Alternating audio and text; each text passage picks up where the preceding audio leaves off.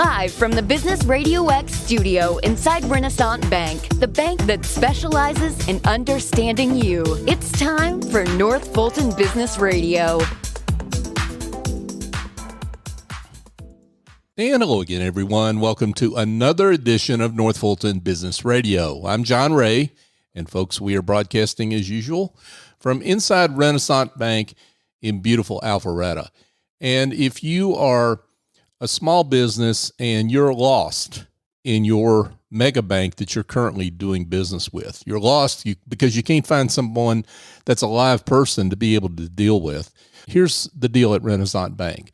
I have found that they are big enough to handle pretty much any need you can throw at them as a business. And you want a bank that's got a panoply of services, but you also want a bank that is, you can find a live person and someone that's there to help you when you need that help and give you personal attention.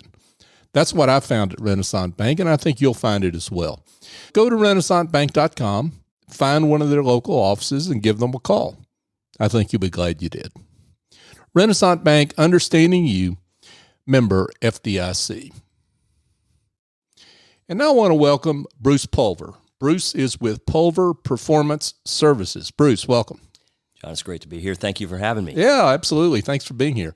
Let's talk a little bit about you and your firm, how you serving folks out there. Yeah, so we totally believe in incremental improvement for organizations, associations, individuals. And what does that mean? That means we approach that through taking a look at communication, taking a look at the power of our words. And I learned that through a life journey, and it's become my mission in life is to help folks draw their potential into performance that they can activate and sustain. Ooh, a lot there. But let's talk about that life journey, though, first, which has led into this work. Give us a little sense of who Bruce Pulver is and what that journey looks like for you. Thank you. Husband to one, father to two daughters. Been in the healthcare technology industry for my entire career in sales, client management. So been out there working with healthcare systems and organizations and C-suites and leaders in the industry. And during that journey, I experienced a couple of reorganizations within a corporation, which led to a layoff, led to a downsizing. Right. During one of those, I really started thinking about how can I be strong? How can I grow? How can I get back in the saddle? Because I had success, but when these things hit you, you have what I call a bam moment in life. We need to take some action. We need to do something. And so I was awakened one morning right after these layoffs with a single word pounding in my head, and the word was strong. Bruce, you need to be strong. It sounds like Captain Obvious, right? Yeah. But we wrote that word vertically. I just woke up and there it was on a pad. I wrote it vertically, and it became an acrostic word that said, Bruce, you need to stand tall, remain optimistic, now go for it. What does that mean? That process continued. I woke up every morning for over 400 mornings with another word pounding in my head. Today will be awesome. A wonderful experience shall overwhelm my expectation.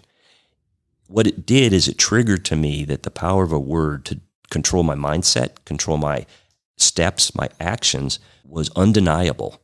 And I could go either way. I could go down to a negative, or I could try to use these words positively and move forward. So that started everything. Then it became a book, started speaking on it, was given an opportunity to do a TED Talk, and now this has really evolved into me stepping into organizations, corporations, associations, et cetera, to help them incrementally drive improvement that can be sustained. So I want to come back to the words, because words are, I don't need to tell you this, are important because you wrote a book about it.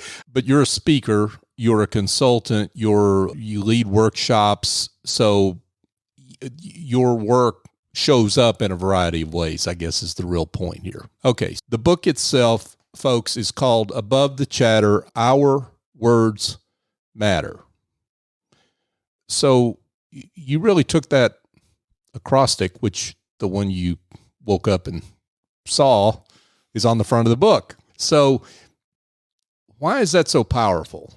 Why is it that a simple word can be more powerful? Words have perspective. As an example, we could be in a business situation and we might feel stuck. Can't figure out the problem. Mm-hmm. We just can't move. There's nothing we can do. And that mindset can be driven by that word. Or we can look at that word and we can say, we stuck with it. It's a mindset change. It doesn't mean that the situation or the business problem goes away, but it's a simple way to look at things and how to make change. Merely by how we collectively and even individually as a sales rep or as a sales leader or as a CEO of a company, just how we look at the perspective of a specific situation. And hey, can we tie a word to that? Can we tie a phrase to that will help us incrementally move towards the solution and sustain that?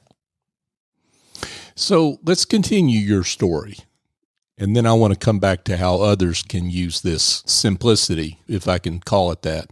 So you've got this acrostic: strong, stand tall, remain optimistic, now go for it. So what happened with you? What change came because you internalized this word? Yeah, so it gave me a perspective that said, move forward and take it from a positive perspective. What ended up happening is I realized that times in life, I had to be willing to do the jigsaw puzzle without the box top. What does that mean? That means I may not have the entire picture, but I've got to stick with it. And if I do long enough, incrementally, doing the same things, repeating positive work, there's no other way than to have good outcomes.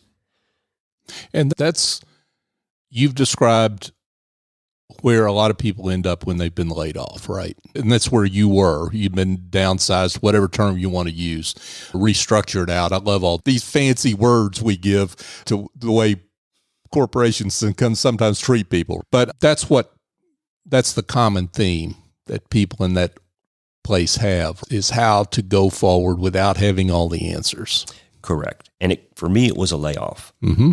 Other situations, it might be a diagnosis. It might be a relationship. It might be the deal that you had in the funnel that was going to make the number. Maybe it was the merger that you had put together that may be starting to crumble. Doesn't mean it's not going to go that direction, but having a mindset that says, yes, I can, which is you expect success in challenging activities now. Sorry, this is the way my mind thinks. Yeah, that's fine. Is a way to approach things that gives you a possibility thinking, not positive thinking, a possibility thinking. And what I'm finding in a lot of the workshops that I'm doing is that sometimes that becomes just on autopilot. We don't really think about how we think about situations. We just react sometimes. Sure. So it gives us the opportunity to tap the brakes, step back, and start thinking about, okay, time out. Let's give this perspective. And maybe there's a word, a phrase, there's a incremental trigger that allows us to look at something a little bit differently through a different lens. So I'm trying to think from the perspective of a corporate team leader, that I hear what you're saying, and I've got dysfunction in my team, and I've been through a bazillion consultants, and I've still got this same dysfunction in my team. And here walks Bruce in and says, oh, I can come up with one word that's going to solve all this for you. And that's not what you're saying, 100%. but right, that's not what you said, but I could hear the cynic out there that's saying that, hey, they've been through a lot, right? They've hired all these different consultants that have come in with all these really big promises, and you're coming with something really simple. Thanks for being that cynic. Okay. Because in my head, it just makes sense, right? Of course it does, because I live this way. But you've done it successfully, and that's why we need to address it, because you address this with your potential clients all the time, right? Absolutely. They ask this question. Yeah. How can we get 1% better each day? Sometimes a simple way to do that is the best way to get started.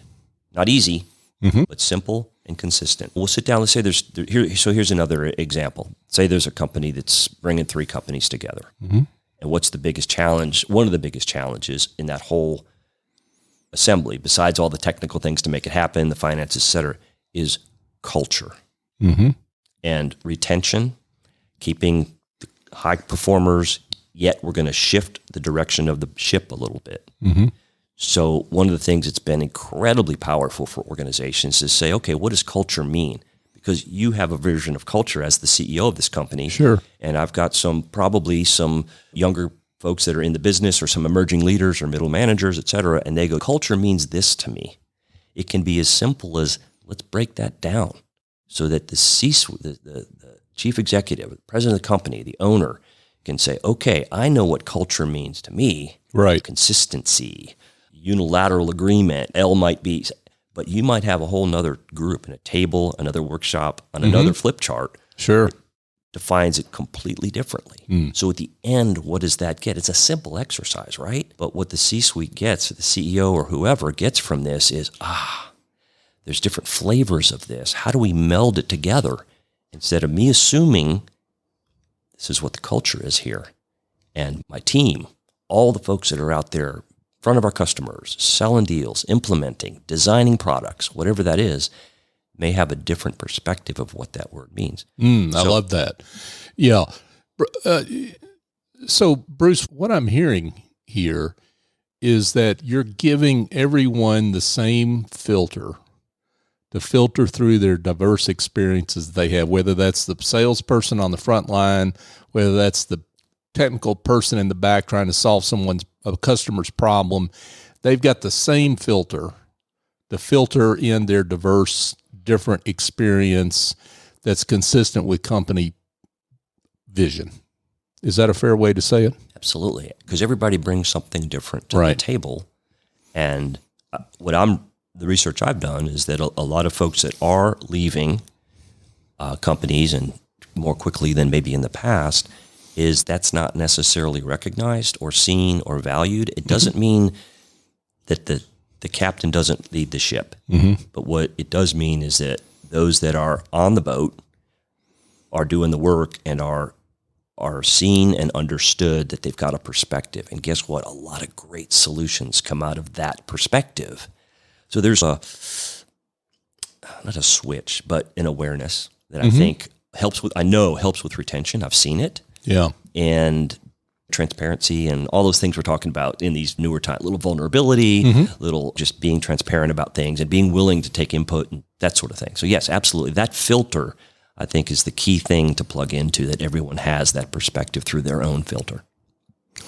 Yeah. And that filter, to be consistent and to be effective, cannot be 14 different things that people have to keep up with. It's got to be something that is easy to internalize. And that's really the beauty of what you're talking about, right? Absolutely. It has to be straightforward, simple. So the focus might be in 3 sentences. We need to grow by 20% and EBITDA and reduce expenses and expand our customer base and expand in new logos. Growth. Let's focus on growth.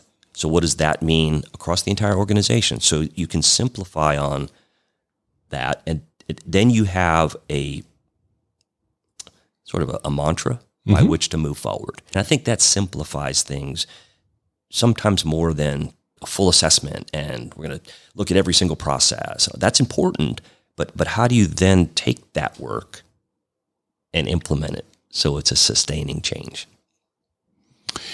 Bruce Pulver is with us, folks. He is founder of his own firm, Pulver Performance Services. He is also the author of Above the Chatter, Our Words Matter. So, Bruce, you strike me as I'm going to say the anti-keynote speaker. I'm just going to say that here, folks. And what I mean by that is that the keynote speaker that gets hired come in and it's almost like entertainment. Everybody feels great, or there may be a few people that don't feel so great because they think they'll never measure up, right? Amen. But everyone feels great on a big high coming out of the ballroom. But then when next Monday, when they've got to show up back to work, it's back to the same old stuff. And companies are tired of that. And I think you obviously put your finger on that, given the way you approach some of the issues that corporations and organizations generally have. So I want you to react to that. Okay. I'll own that. Okay. I'll own that. Okay. So give you a couple of reasons maybe. Yeah. Spending several decades in the corporate world, right? Every year there's a sales meeting and every year there's a speaker and they're great. It's awesome. But you're right. Sometimes you walk out of that double doors, out of that big old ballroom after sitting in that uncomfortable chair in the conference room for 45 minutes and you're on fire. Mm-hmm. But then what? Okay, right. Wow, that was great. It was sure cool to see XYZ. Man, I remember on the highlight film, or I remember the movie they were in, or I remember seeing the thing that they've overcome, or read about them in the news, or the business leader, or the government leader, et cetera.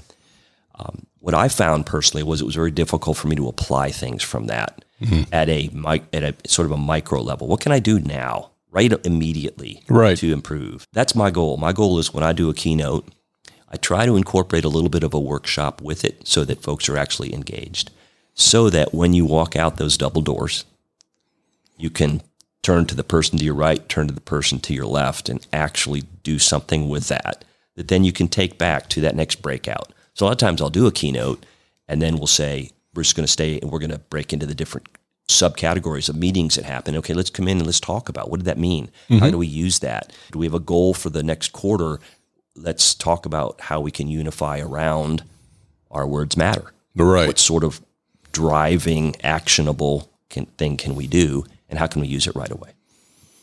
And your book really is a guide to that. It seems like it's a book that you pick up at the cash register somewhere, and it's got these little simple inspirational messages that are like candy. That's what you pick up right next to the cash register too. But that's not what your book is. It looks like that, but it's not that. It's exactly what you just said. It's ideas on how to grab onto a simple idea that you can use to change, start creating incremental change immediately. Absolutely. And I have a method that I teach around this. It's called the CIA method. Okay. The first C is to commit. What's the word? What's the phrase? Where are we going to go? We talked about that earlier in the talk, about saying what and then how and then a why aspect to that. So basically saying, okay, we are going to embrace whatever this thing is we need to do, we're going to do. The second letter is I, which is incremental or incrementalism. Mm-hmm. I love that word because in the middle is the word mental. There's the how do we sustain, how do we say we're going to do little bits at a time, little bits at a time, little bits at a time consistently. And then the A is accountability. Because I think that's key. Accountability to ourselves, accountability to the small group on our team. Maybe it's cross-functional, maybe it's one discipline. And then how do we drive that to what those goals are? Because often I'll also talk about beginning of the year, we'll do these things about goal setting and resolutions and that sort of thing. And I'm not a big fan of resolutions. I like to drop an A and an L right in the middle and call them real solutions, because a resolution is what I hope to do. Mm-hmm. Right? You work on that, it becomes a habit for 21 days, right? We all know that. Sure. And that's what we do. But if we do something for 67 days in a row, it becomes harder not to do it than to do it. So that becomes a change in lifestyle, and that's who we are. So I think in personal and in business, especially if we're trying to transition culture in business or performance in business or growth, or maybe we're changing a business line we're in, we're going into a different market, we're having different competitors come in. I think the key to that is that we have to change from what we do to who we are. And that's what I help in this process is habits to this is who we are. You say you have a company called Acme. Mm-hmm. Let's turn that into a verb. Our customers have been acme'd, which meant they have experienced our lifestyle, meaning everything that makes us up and the experience that they have with us. Great words from Bruce Pulver. Bruce is the founder of Pulver Performance Services. He's the author of Above the Chatter, Our Words Matter. Bruce, you and I were talking a little bit about this before we came on. So when you work with a client, whether it's doing a keynote, they want you to do a workshop, whatever, you're going to have some conversation before you walk in about, it's not just so simple as what the word is, but what are the issues that we need to address to figure out to get to the word, so that when you show up, you're hitting everyone, you're hitting the members of the organization right where they are.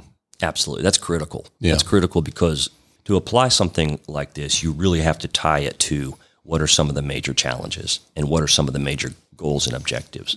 And it's not necessarily a single word either, but the idea there is how do we simplify this around some complex challenges? And as someone who comes in, what I try to do is bring my experience with me, but knowing that everything is unique. But maybe I can bring a perspective in that just has a little different lens.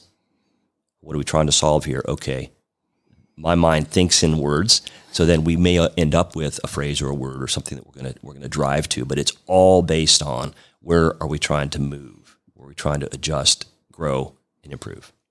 And again, I don't want to pound this into the ground, but I guess I am.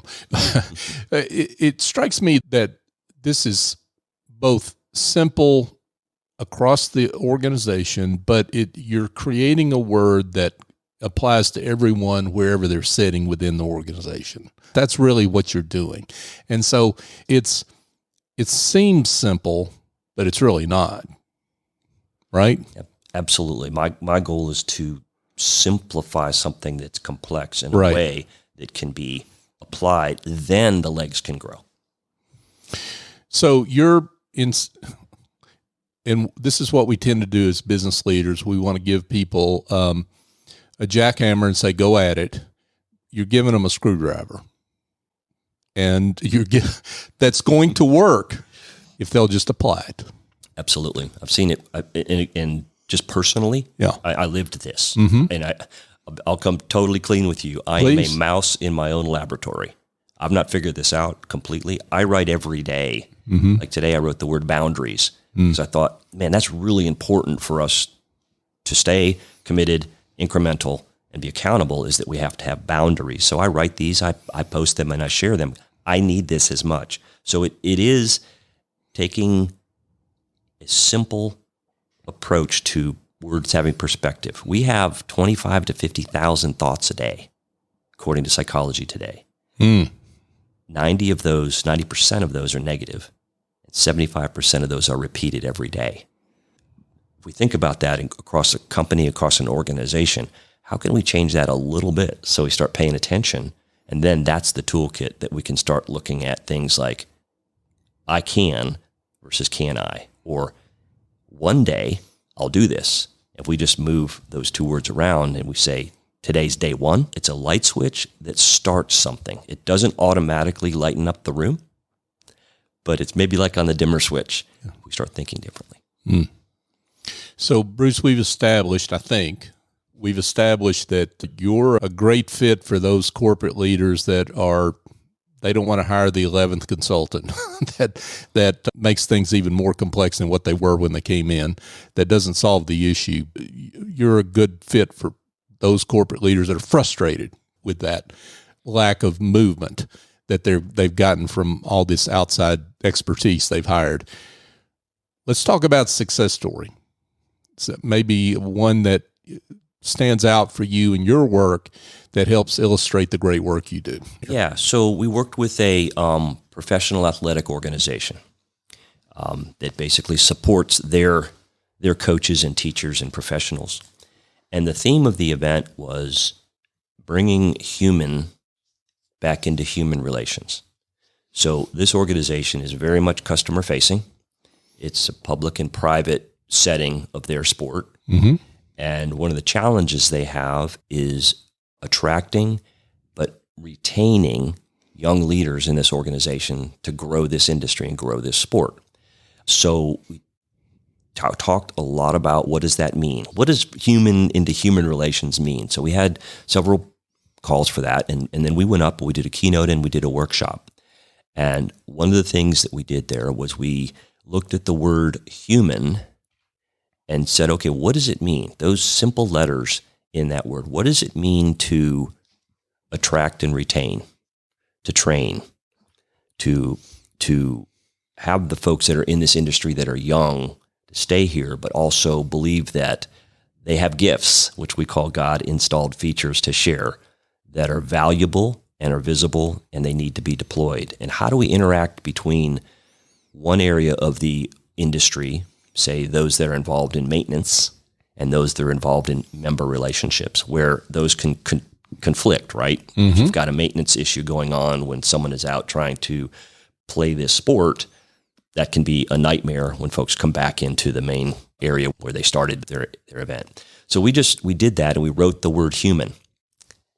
And the last part of human, the M, was manage the now while we nurture the next. That wasn't my word. That was the word for the CEO of this organization. Said that's one thing we need to do here. Mm-hmm. So the success story out of that, the story continues because we just did that about 2 months ago, is how is that going to impact retention? How's that going to impact those that are compensation? How's that going to impact relationships that impact member and participant, the customer in that space? So that's how that came together. It was, the feedback from the leadership was insanely successful, that they started looking at their words, started thinking about it. And in fact, they had a board meeting the following week, and they were talking about the power of their words and how intentional they were in this board meeting to say, eliminate the words can't and not in there. So what can we do? Or how can we solve this, as opposed to woe is me? Yeah.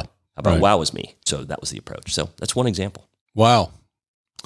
Great words here from Bruce Pulver. Pulver Performance Services is his company. The book is Above the Chatter, Our Words Matter. Bruce, wow, this has been great. Thank you so much for your work, and we're delighted we could shine the light on that work. But let's get to the most important question. I'm sure there are folks that have heard this interview and want to be in touch. So let's tell them how they can do that. Absolutely. Several ways. Easiest for you, if you will. Number one, LinkedIn, Bruce Pulver. Just connect with me, reach out. I post out there every day. You can find me. I'm pretty active there.